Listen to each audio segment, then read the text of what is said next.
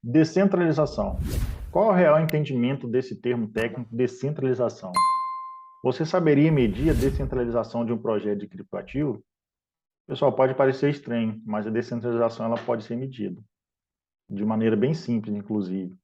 E vocês vão perceber, depois do final desse vídeo, que muitos projetos criptoativos que se dizem descentralizados, eles estão mais para o lado da centralização do que para o lado da distribuição.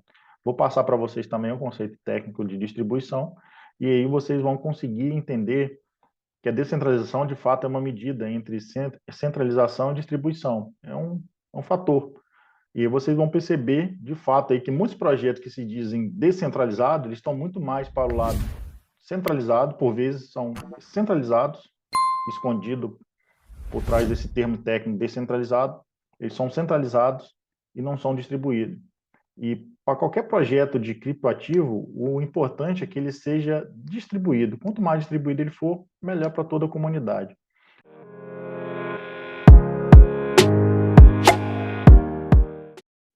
E eu vou mostrar para vocês aqui a minha tela com alguns slides para facilitar o entendimento, correto? Bom, aqui a gente vê três imagens, e essas imagens foram tiradas do artigo do Paul Byron, feito em 1964. Esse artigo foi um estudo solicitado pelo governo americano, no qual Paul Byron estudou as redes no intuito de descobrir qual rede seria mais resiliente a um ataque. Ele acabou descobrindo que existem esses três tipos de rede, né? E, e observou também que a rede distribuída ela seria mais resiliente a ataques. Por quê? Porque ela não tem um nó centralizador, como tem a centralizada. A centralizada a gente observa aqui que ele tem um nó central e toda a comunicação entre esses nós se passa pelo nó central. É muito mais suscetível ao ataque do que uma rede distribuída. A gente vai perceber ao longo também aqui desse vídeo que o nó, esse nó aqui, ele consegue conversar com qualquer outro nó independente de um terceiro, tá? É nessa imagem que é mais difícil de observar, porque está em plano, mas eu tenho outras imagens que mostram isso em 3D, essa conexão em 3D. E por aí a gente começa a observar que a descentralização, como eu comentei antes, é uma medida entre essas duas. Se a gente tendesse aqui para o número de nós centrais aqui ao máximo, a gente chegaria nessa rede aqui. É só imaginar, quanto mais nó tivesse aqui, mais nós centralizadores tivessem aqui, e chegaria um momento que não existiria mais nó centralizadores e seria tudo distribuído. Então, a gente percebe que, de fato, é uma medida, né? Entre centralizada e distribuída.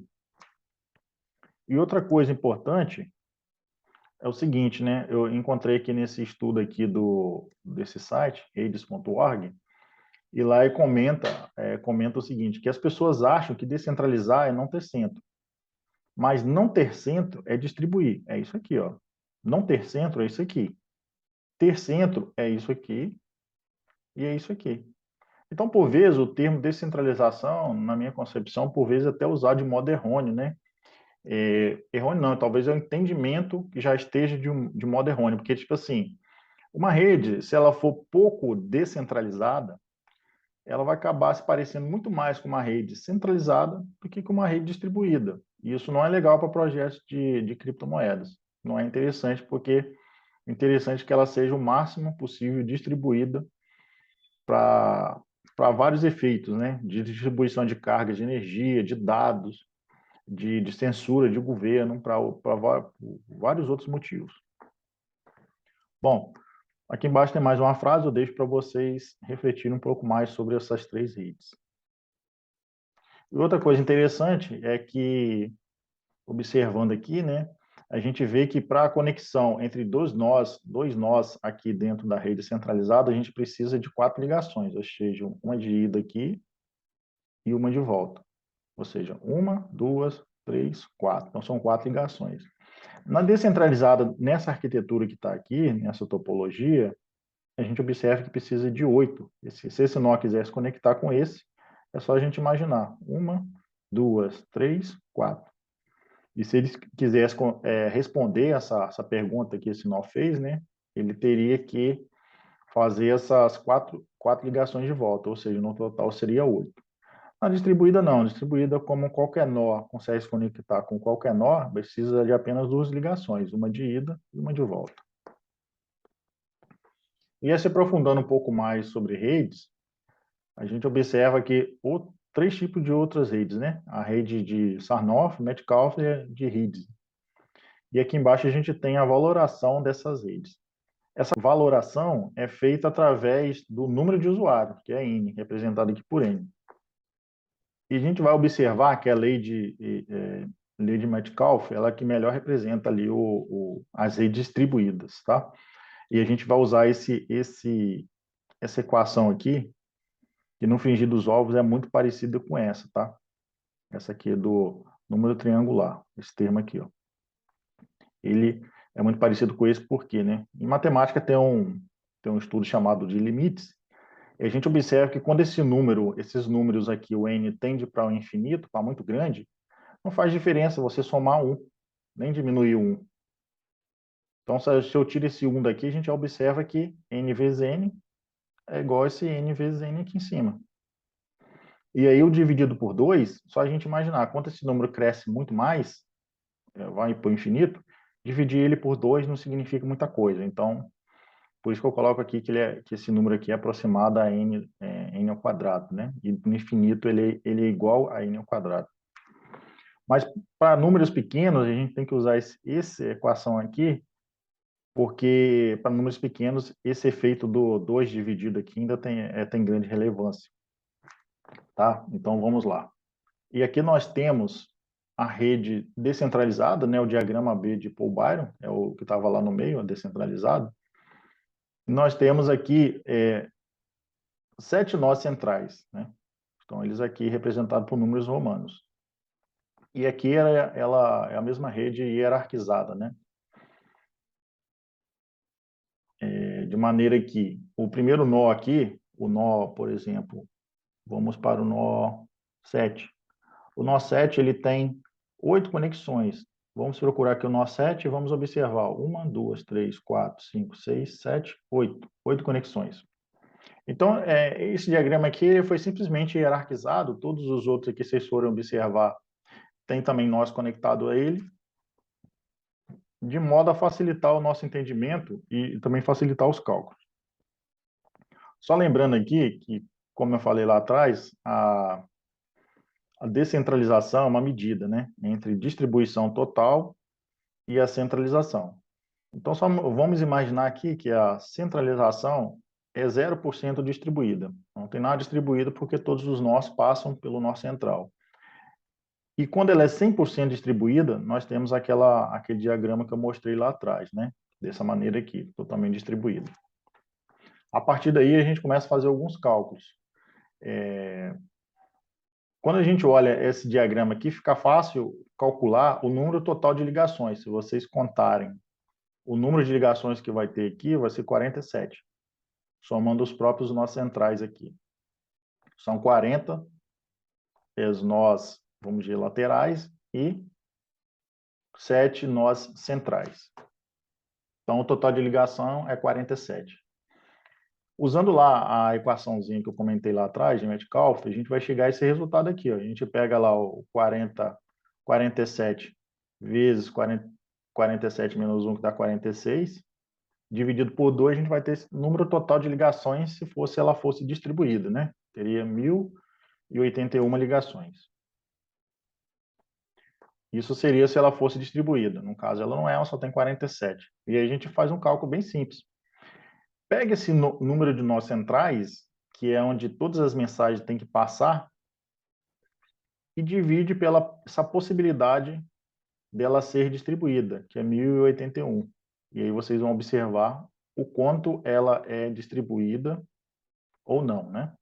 No caso aqui, o resultado deu 0,6, alguma coisa próximo de zero aqui, e próximo de zero é uma rede centralizada. Quanto mais próximo de zero, mais centralizado. Quanto mais próximo de 100, é uma rede distribuída. E aí eu vou dar um outro exemplo hipotético, né? Uma outra rede, imagina ali, com 100 mil usuários, com 21 mineradores, aí vocês entendam aí, são 21 mineradores, e eu faço o mesmo cálculo que eu fiz lá em cima. Total de ligações possíveis, cálculo de Metcalfe. Eu pego ali o 100 vezes o 100, aí no caso aqui eu não tirei o 1 porque o 100 já é um número bem grande, então faz pouca diferença a gente tirar o 1 aqui. Então, 100 mil vezes 100 mil vai dar um resultado, divididos por 2 vai dar esse 5, é 9. Isso aqui é a sua anotação para representar esse número aqui. Na verdade, é o mesmo número, né? É o 5 seguido de 9 zeros. 5 bilhões, né? E aí eu faço o mesmo cálculo. Eu pego esses 21 mineradores, que são os nós centrais aqui, por onde todas as transações têm que passar, e divido pelos esses 5 bilhões, né? E multiplico aqui por 100. E aí a gente vai ter um valor. Esse 100 aqui é simplesmente para representar uma porcentagem, tá? Então a gente vai ter esse valor aqui, que é um número muito pequeno, né? É praticamente zero esse número aqui, né? Então a gente vê que essa rede com 21 mineradores e 100 mil usuários, ela é praticamente centralizada, ela não tem nada de descentralizado, né? É uma rede centralizada totalmente. E por aí vocês vão conseguir entender que alguns projetos de criptativos, na verdade, eles são centralizados, né? A rigor falando, eles são centralizados, porque, resumo da história, não adianta nada você ter 21 mineradores aqui para uma população tão grande de 100 mil usuários. Então, é uma rede centralizada, de fato. Aqui eu só trouxe algumas imagens para a gente conseguir observar de uma maneira diferente como são essas redes, né? Temos aqui a rede centralizada, descentralizada e distribuída, como a gente já viu. E aqui as conexões, né? Feito todas as conexões, a gente começa a perceber que a distribuída, a quantidade de conexões que ela tem é massiva, né? É muito grande. E ela consegue abarcar todas as outras, né? Obviamente, todas a centralizada e distribuída com a quantidade de conexões que ela tem. E aqui, como seria uma rede descentralizada, com maior número de usuários, só para a gente conseguir observar como seria essa rede, com maior quantidade de usuários. Trouxe essa outra imagenzinha aqui para a gente simplificar o entendimento da rede distribuída. A rede distribuída é simplesmente onde cada nó consegue se conectar com cada nó. Simples assim. Só que a coisa fica complexa quando você tem muitos nós. E aqui, ó, alguns nós não estão se conectando, no momento não estão se conectando com todos, só alguns, mas olha o emaranhado de conexões que isso vira. E até virar uma coisa parecida com isso aqui, ó. Observa, né? Aqui é o modelo que eu falei que a gente já consegue observar um 3D, né? São muitas conexões, são muitas conexões. Vira uma esfera, né? Uma esfera praticamente maciça. Quanto mais usuários estiverem aqui, mais conexões são possíveis, né? É uma escala exponencial. O número de conexões aumenta exponencialmente com cada usuário que aparece na rede. Ou seja, um usuário aumenta exponencialmente a quantidade de conexões em relação à rede total. Pessoal, vamos entender um pouquinho mais aqui das redes e olhar alguns corolários. Bom, o que fala o primeiro aqui?